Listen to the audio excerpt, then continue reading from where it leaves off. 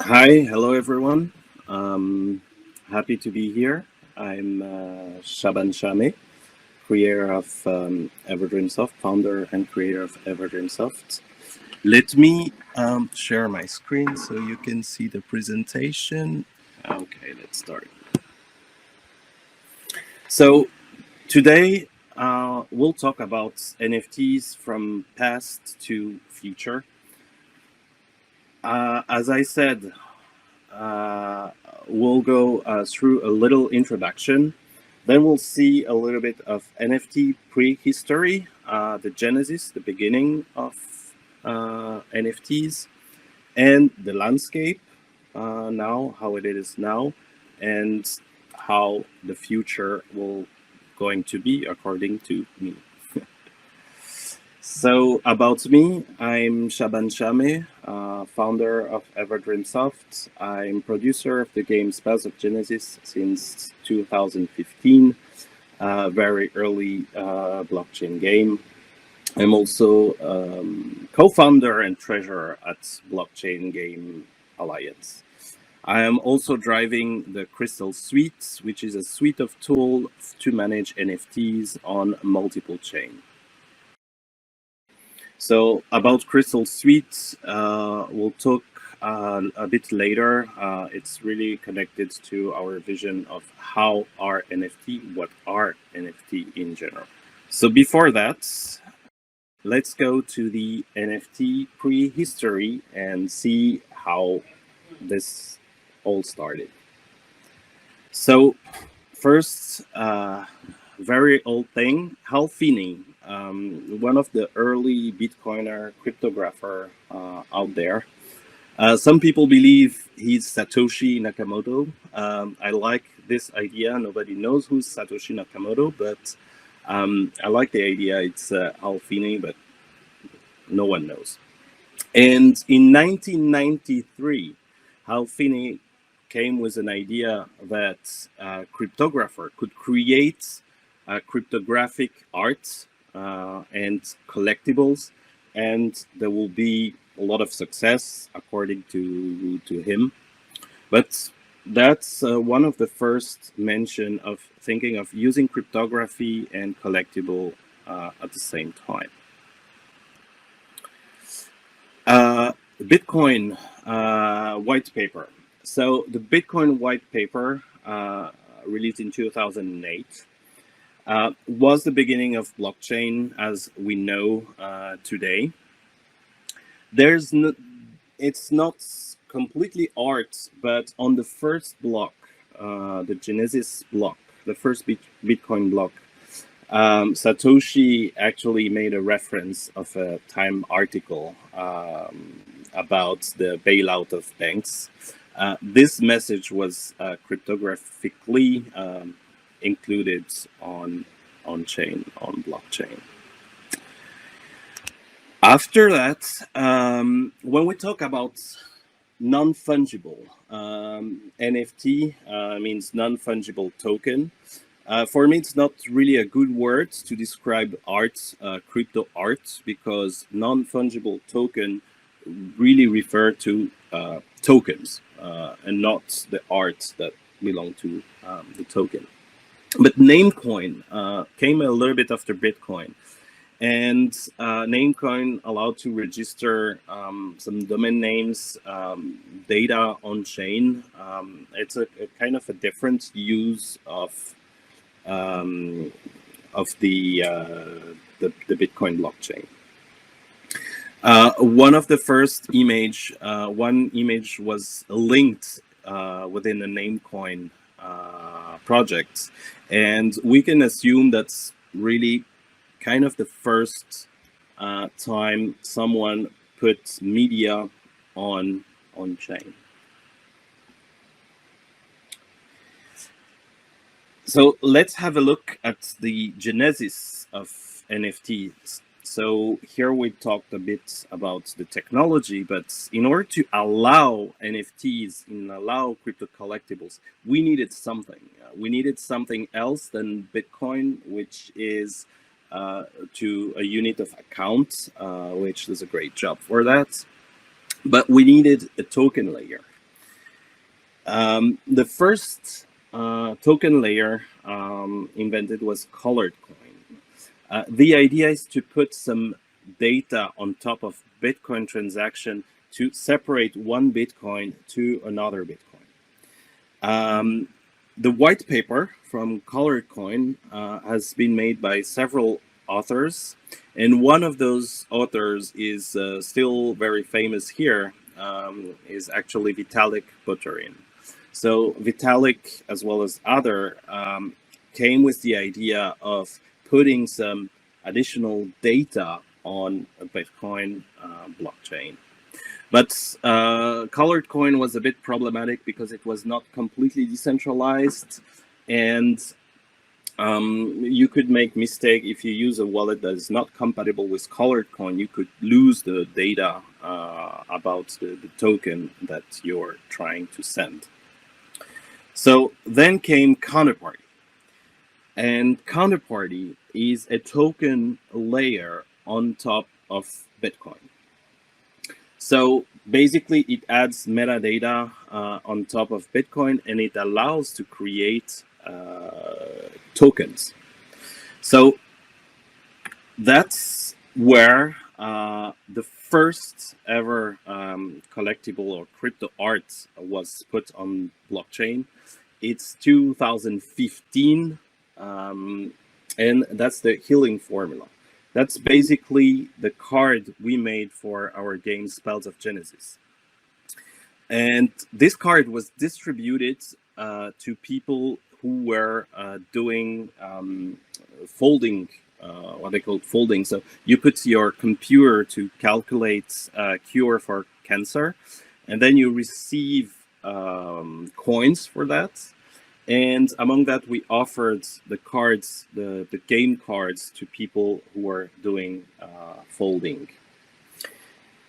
This, people are asking me often, this is a question that I get often, why and how, why do you want to put a collectible, an image, a game card on blockchain? One of the reasons is our previous game, collectible card game called Munga, was a mobile app, Android and iOS, and the card had value. They were centralized, like most of the games today. They were centralized, and there was a market inside the game where people can exchange card for soft currency, for the game currency. And what actually happened is the card had real value, and some people traded the card for real money, but then made transaction within the game with a very low amount of game currency, but they exchanged it money under the table. So we thought, what can we do to have the same experience as a physical card game? So on a physical card game, when you buy a card or anything physical, it's yours. You go back home, and the game developer, they don't have any power on it anymore. So that's why, and we came with the idea to put on chain, not only for currency, but for game items. And the first healing formula card was used on our previous game, Munga. And at the same time, when you own it, you could play it to our future game that came a bit after, Spells of Genesis. So the same token could be used in two different ways. So this is 2015, in March 2015, that the first collectible were issued. You can look at Counterparty Block Explorer, Xchain. On Xchain, there is, it's a block explorer for Counterparty, which is still live and has a lot of activity as recently. So when we made the Spells of Genesis card, the idea as well was using the blockchain will store the the story, the card, the elements forever. I mean, as long as Bitcoin blockchain will exist, at least. So we wanted to illustrate allegorically in a game character the events that happened on the blockchain, on the blockchain ecosystem, knowing that and hoping that in 100 years they're gonna be a piece of museum. At that time, it was pretty crazy. This idea, very few understood that, but now, as the NFT landscape is, it's becoming more and more clear. So here are a few examples. So we illustrated Satoshi, we illustrated the DAO, the hack of DAO on Ethereum chain, as well as the Bitcoin and Bitcoin Cash separation and different events. Then came the rare Pepe. Rare Pepe has been out a year after, in 2016, and taking the idea of ownership on Counterparty creation and card from what we did for Spells of Genesis, but came with something very interesting, which is, I would say, pop art. Anybody could submit their own art, their own Pepe, and they quickly becoming very popular among crypto geeks, I would say. And the cards were created, exchanged, and still is now. And that's probably the first, I would say, collection that is made by artists, user, not just a company, a game company, but really decentralized, where anybody could contribute. Something that is a bit less known is Beyond the Void. So after, so Counterparty was released before Ethereum mainnet release. And on Ethereum, Beyond the Void came with collectibles on Ethereum for a game. That was in 2016, even before Substrapunk and other.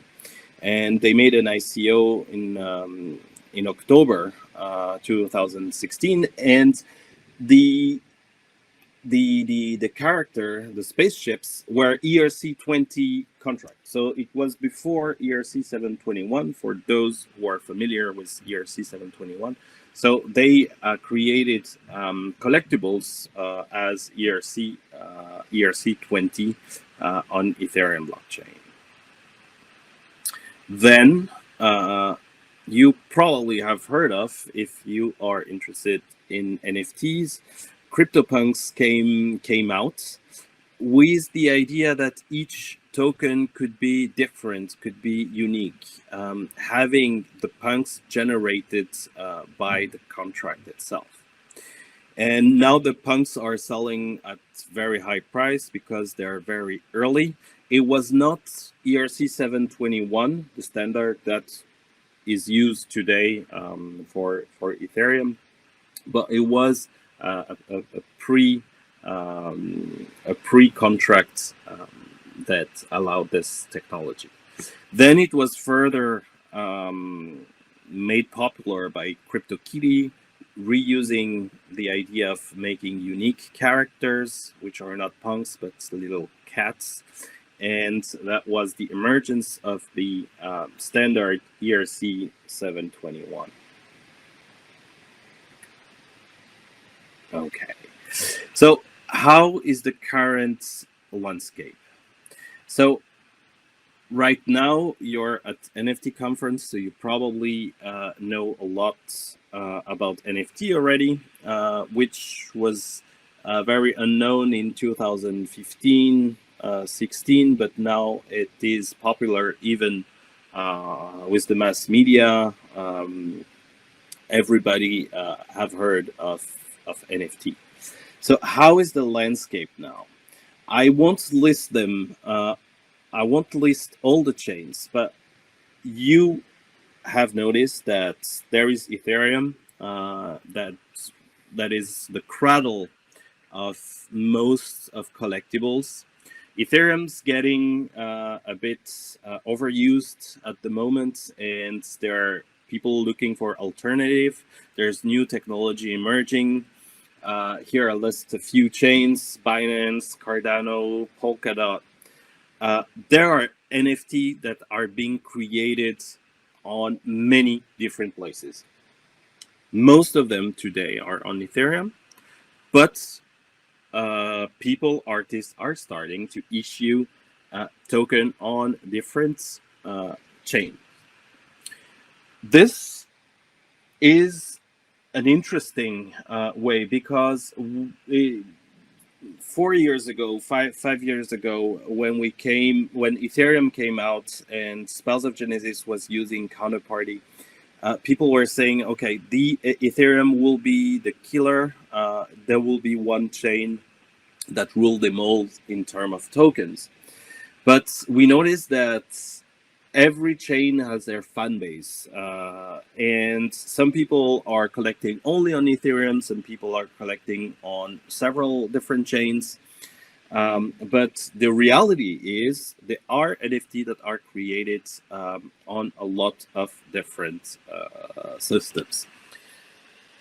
So what we're building at the moment is we're building tools because we believe that NFT will coexist on different chains. Some chains have some advantage, some are centralized, some are decentralized, some are more centralized or less, or there is really different governance within different blockchains.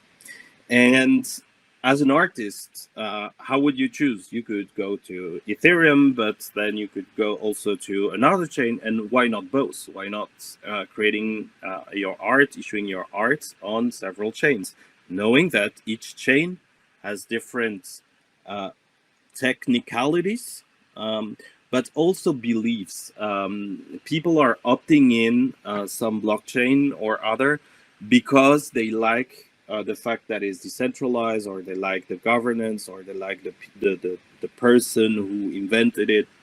So for many different reasons. So for now, as a collector, you could eventually collect NFTs on many different chains. And here I'm going a bit in advance, but in the future, I think there will be a lot of different possibility to collect. So it's important, and that's what we're building, is a way to unify this, to have like a view on your collection, whether you are on Counterparty, you're collecting on Counterparty, or Ethereum. So you should be able to see your balance on any chain that you would like. As I have a bit more time, I will quickly show you how it looks like. So, for example, here, this is the screenshot I took. So this is Orb Explorer.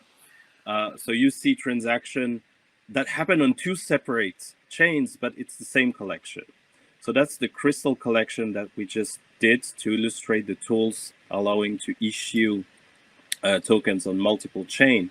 And you could see that this has been issued on Ethereum chain, this art, but the next one has been issued on Counterparty.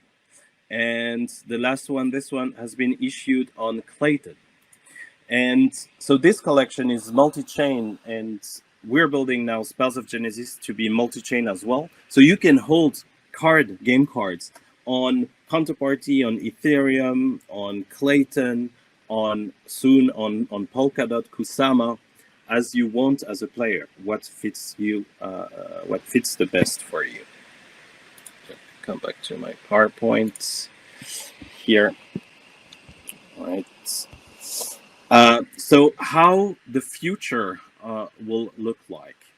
So we assume that there's multi-chain that will coexist. We're now working a lot with Polkadot because Polkadot allows multiple chain to exist, multiple possibilities.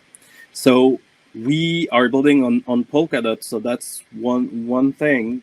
But we're we believe that NFTs allow people to create content. The same thing as YouTube allow anybody to broadcast their message to worldwide. The NFT allows anybody to create something and broadcast and put it on the market worldwide really easily. And a combination of this creativity could create other products. This is something that we are not seeing much yet, but it's coming, for example, with the Sandbox or different project that will allow combining creation from different people as their NFT.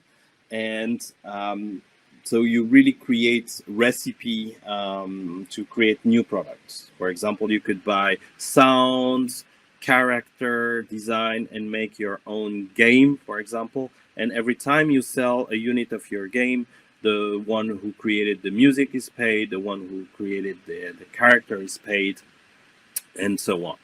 And this will coexist in different ecosystem, in different chain that have different governance, different goals, a different vision, but they could still coexist. So why not moving your token from one chain to another if a chain or layer 2 is getting more efficient and more sophisticated, but maybe you want to come back to the main chain or main layer because it's more adopted or the value is higher or whatever reason it is.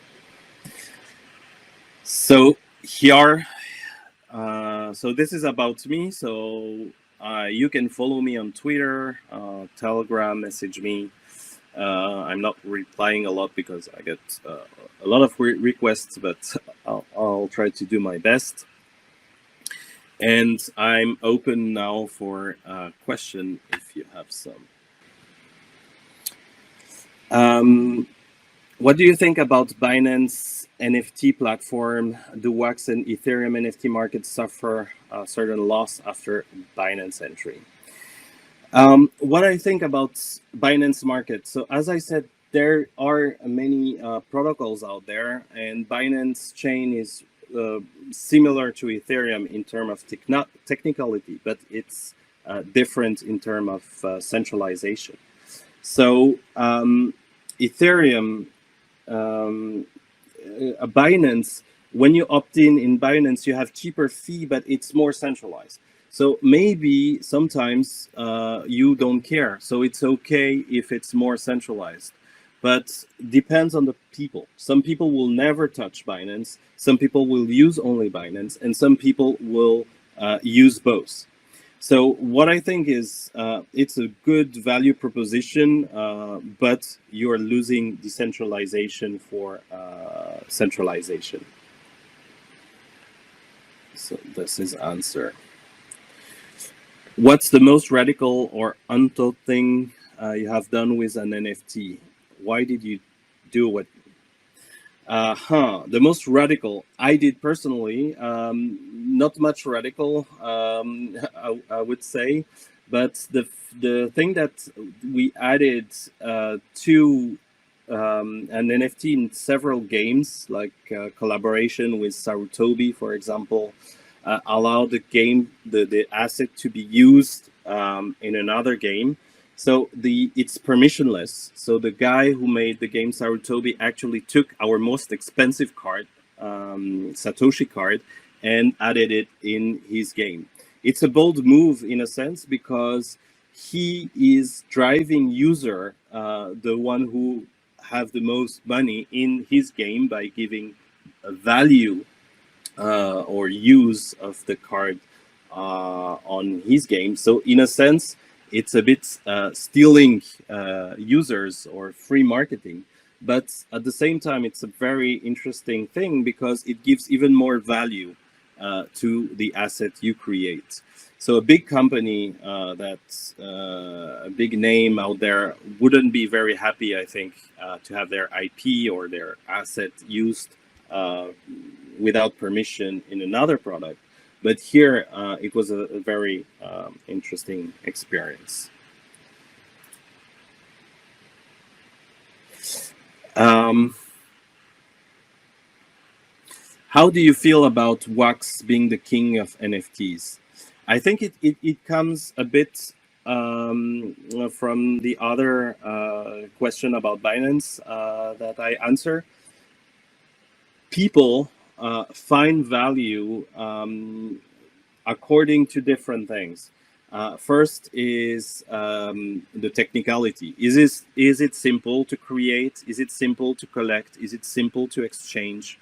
Is it simple to sell if you're a creator?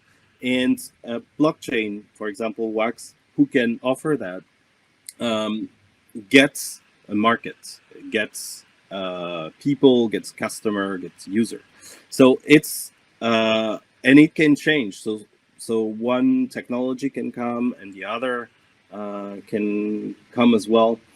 And and what I think about it, I really see this different blockchain as different countries or different market. When you create a game, a physical game, and you want to distribute to a certain country, maybe your game, like Munga, was very popular in Japan. So in Japan, there was a lot of people willing to buy the card. Maybe in another country like Germany, it was not as popular.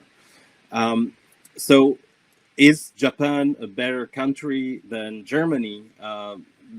You cannot say that, but it's certainly more friendly for our game or our actual use case. So about Wax is a bit like that. So Wax would be a big country with a big number of people buying NFT, and having a space on a crowded blockchain is a bit harder than if you come to a smaller blockchain that have less traction but fewer product. It's easier to be seen. You are the founder of Evergymsoft with 8 year experience of field of blockchainization of digital assets. So I ask if you can share with us your perspective. What have been the evolution of NFT these 8 years? Thank you very much. So the evolution. So the thing we believe since the very beginning is the NFT will be there forever. By forever, I mean that something that you mint at some point will stay on chain as long as the chain exists. And maybe it's not known today, but it will be tomorrow, the day after tomorrow, in 100 years. You never know. But issuing an NFT, contrary to a web-based server, has this immutability. And I was sure when I started that it will happen. It will happen. It will have traction. And now people start to understand it. And I'll say now there is a bubble. There is a bubble of NFT. Everybody talks about NFT. I think it will eventually go down and it will consolidate over time. Now anybody can create any crap and sell it for a lot of money. There is a bit of over appeal. Then there will be a delusion. Then it will people who bought things super expensively, they will have hard time to sell it. But in the end, the thing that have value, have more value, will stand out. So now over expectation. This is something that I see now, which is a good thing because I'm happy that it finally happened. But also I'm worried that this fad will go down and then will consolidate over time. Same thing with Bitcoin or other cryptocurrency. They have bubble cycles. So this is answered. I'm 2 minutes late. I will add this. Just another one. Minecraft game is now onto NFT with Uplift. So any chance that Mario also enter NFT world? Would love any creator to bring classic game back into action with NFTs. Yes, I think this will happen sometime. It will take time to change, especially for very conservative company like Nintendo, which is super conservative. They were the last big name, video game name to have internet embedded in their consoles. So it will take time till Nintendo will issue their own NFT, but people will start to understand that issuing NFT gets more user. People come to play to get the NFT because they get something out of the game. So why would you play a game that gives you nothing in terms of history, patrimony, than a game that gives you something? So slowly people will start issuing more NFT as a token of memories, because you played many games, but they now disappeared. If you played like 20 years ago, like me, video games, you only have the memory that you played, but you don't have on your library any achievement, anything related to this game. But if you have it on chain, you can still see there. And that is a big value, I think. But it will be innovator that will start first, and then big names and big companies. Okay, so I'm over time. So if you have any question, I'll be happy to answer over Twitter. If you want to tweet me with your question, I'll be very happy to answer them on Twitter, for example. We're a bit out of time. I need to vote for one question. So I would say, what's the best question that I answered? The founder, CEO for 8 years, experience of field of blockchainization, digital assets. Share the perspective. That's the question that I had more fun answering. Perfect. Thank you very much.